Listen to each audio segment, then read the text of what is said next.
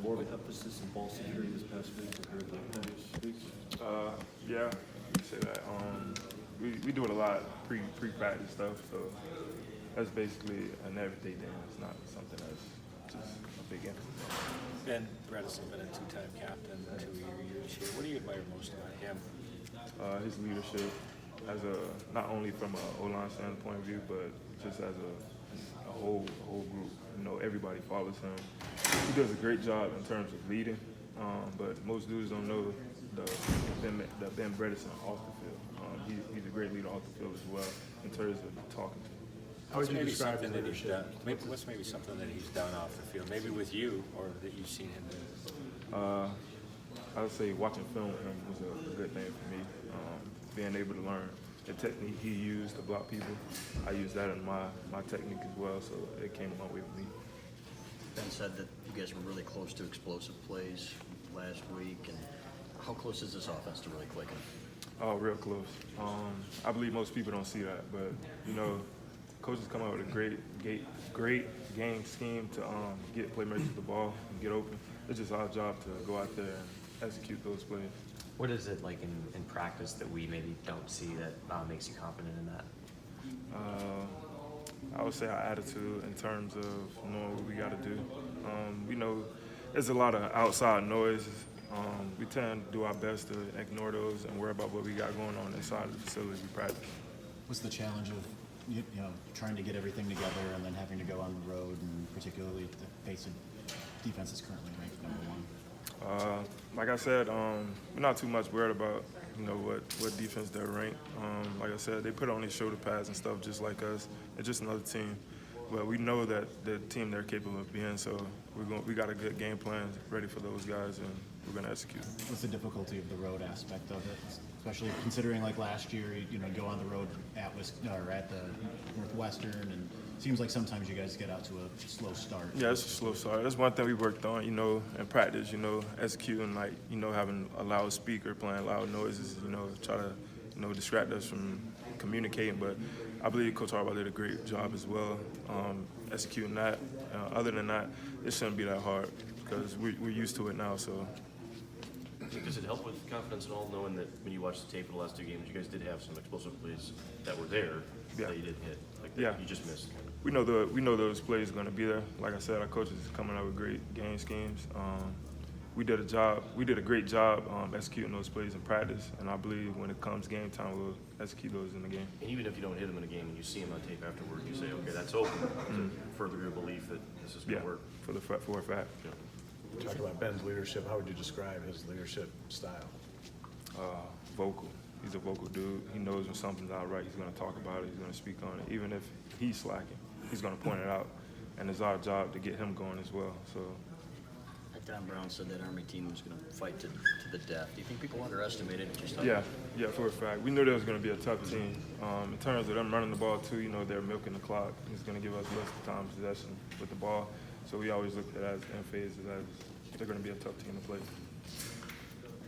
How did having a football fight, I think Jim used the phrase football fight, and having to actually struggle and go to overtime and everything, how did that impact the bye week and maybe the mentality in practice?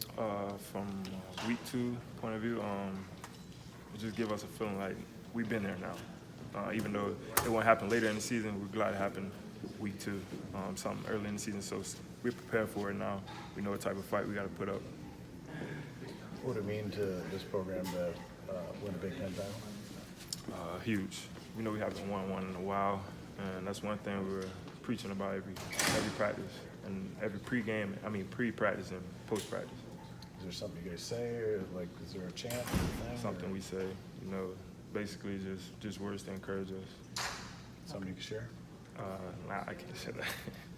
A lot of people seem to be counting you guys out after 2 games. Are you still as confident as you have been about your goals? Yeah, for sure.